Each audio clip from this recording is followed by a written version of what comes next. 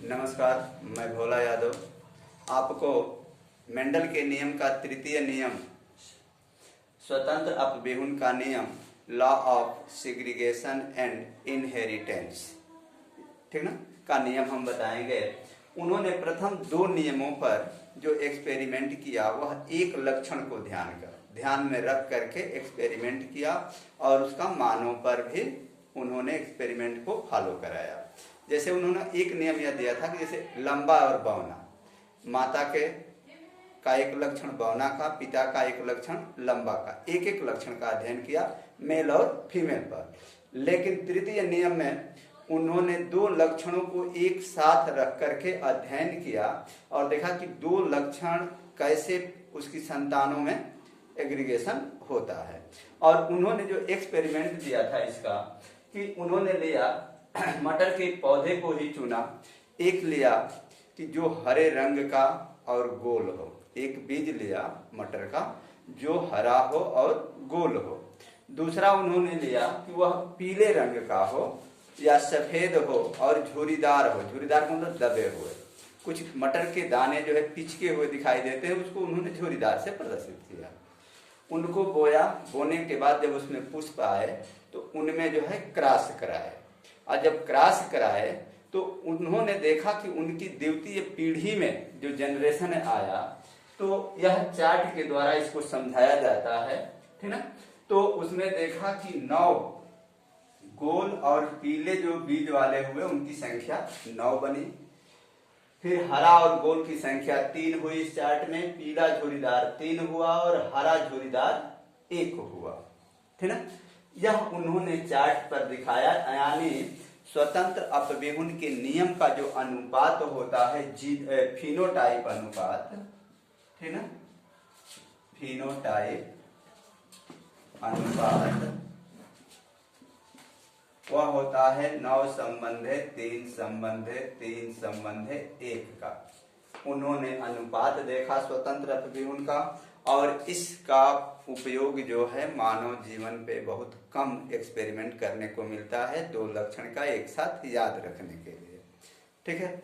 तो इस तरह से उन्होंने ग्रेगर जॉन मेंडल जो है इस चीज का जो है एक्सपेरिमेंट किया और देखा और बताया कि मानव में कैसे यह लक्षण एक साथ पीढ़ी दर पीढ़ी, इसको ऐसे बताया जा सकता है बच्चे कि जैसे कोई भी वस्तु संसार में 100% शुद्ध नहीं होती हैं, कोई भी जीव की वंशजें जो होती हैं 100% शुद्ध नहीं होती हैं, उनमें चेंजिंग होता रहता है, परिवर्तन होता है, वेरिएशन होता है। वह वेरिएशन वातावरण के कारण भी होता है और माता पिता के कारण भी होता है। जैसे आप सपोज दैट उनके कहने का जो मेन तथ्य था वह यह था कि हमारे यहाँ शादी एक गांव से दूसरे गांव में होती है, लड़की किसी अलग ब्लड की अलग वंशज की होती है, लड़का किसी अलग वंशज का होता है। उनके ब्लड में भी डिफरेंस होता है, उनके वातावरण, उनके भौगोलिक जनरेशन की भी स्थितियां अलग होती हैं, और वह वेरिएशन जो आकर के जो होता है, जो उनसे संतान होती हैं, वह संतान अपने माता पिता के 100% समरूप नहीं होते, उनमें कुछ न कुछ अंश डिफरेंस होता है। अब देखिए डिफरेंशन हुआ क्या, जैसे दादा दादी, दादा और दादी 100% पे हम बताने जा रहे हैं कि मान लीजिए कि 100% की बात है,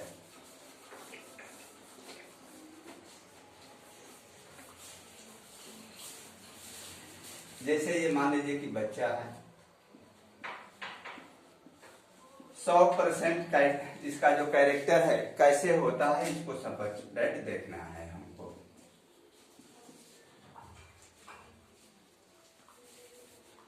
ये देखेंगे माता और ये हो गया पिता,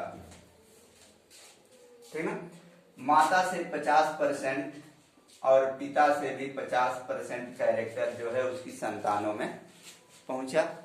अब माता के भी तो माता पिता हैं, तो इसका जो है 25% माता के पिताजी से आए 25%, और 25% उसके मम्मी के कैरेक्टर आए। फिर यहाँ जो है पिता के भी 25% उनके पिताजी से और उनके मम्मी से, यानी बच्चे की दादा और दादी से। सपोज दैट ये जो शिशु है 100% इसके जो कैरेक्टर कहाँ से पूरा हो रहे हैं, 50% माता से और 50% पिता से 100% हो गया। लेकिन उसके माता में भी जो कैरेक्टर आए वह 25% उस बच्चे के नाना और नानी का 25% हुए तो 50% हुए, यानी माता भी हाइब्रिड हुई। और पिता जो हैं उनमें भी उनकी माता और पिता से 25% कैरेक्टर आए। इस तरह से जो वेरिएशन होता है दादा दादी नाना नानी का, यह लक्षण जो है पीढ़ी दर पीढ़ी चलता है और यही उसमें वेरिएशन का कारण बनता है धीरे धीरे।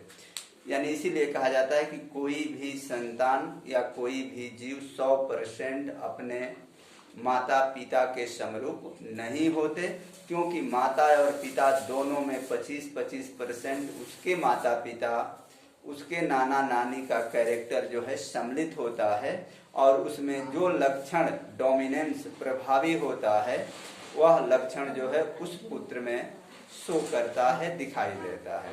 जैसे कभी कभी ऐसा होता है कि मतलब बच्चे अपने नाना नानी पे चला जाता है, उसका कैरेक्टर वहां पहुंच जाता है, तो यह गुण जो है इस चीज को दर्शाता है, प्रदर्शित करता है।